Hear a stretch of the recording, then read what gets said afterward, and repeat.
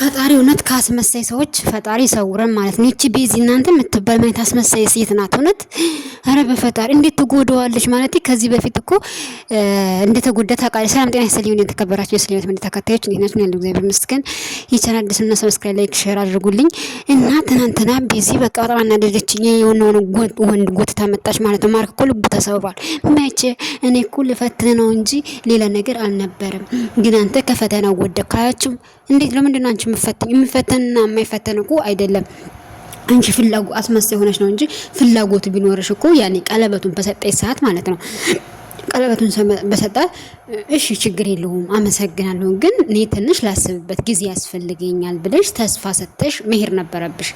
ከዛ በኋላ ችግር የለውም እንደዛ እንደ ተስፋ ሰጥተኛል ጠብቅና ያለውን ነገር ቢል ነበር። አንቺ እኮ አልችልም በዚህ ወጥቶ በጊዜ ወጥቶ በዚህ ገብቶ በዚህ ወጥቶ እንደዚህ ብሎ አንተ ጥሩ ሰው ነህ፣ አንተ ልዩ ሰው ነህ፣ ከራሴ በላይ ምናለው ምናምን ምን ትሰይ እያልሽ ልጁን ጎዳሽው ማለት ነው። ከዛ በቀደመታ የሆነ ወንድ አጥተሽ ጎትተሽ ልታስደበድቡ ማለት ነው። ጭራሽ ደግሞ አንቺ የሚሉ በጥፊ አስመሳይ ነሽ። ፈጣሪ ከእንደዚህ ያለ ሰዎች በቃ ይሰውረን ማለት ነው።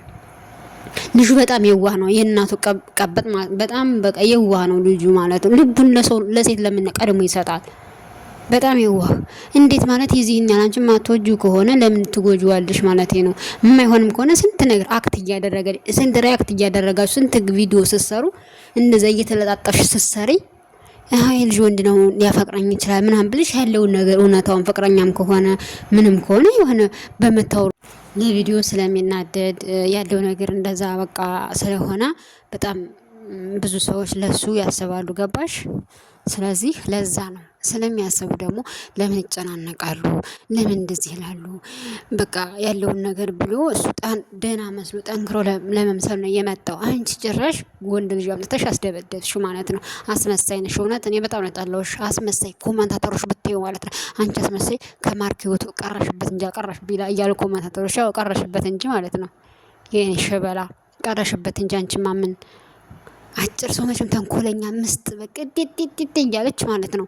ልጅን እኮ ገደለች። ሁለተኛ እንዴት በፍቅር ተጎጂዋለሽ? በሄሉ እንደተጎዳ ያወቅሽ በሄሉ እንደተጎዳ ያወቅሽ አንቺ እንዴት ሁለተኛ አንቺ ተጎጂዋለሽ? እኔ እኮ ጥያቄ ይሄ ነው። ሌላ እኮ ጥያቄ አልጠይቅሽም። ጥያቄ ይሄ ብቻ ነው። እውነት እንዴት ተጎጂዋለሽ? ኖር አይደለም እንደዚህ ይደረጋል? ታሳፍሪያለሽ። እውነት ለመናገር እውነት አንዳንድ ሴቶች ግን ይሄ ነገር ማያልፍ እየመሰላችሁ አንዱን ብላችሁ ሄዳችሁ ትሞጭጫላችሁ። የታየ ሁላ አይበላም።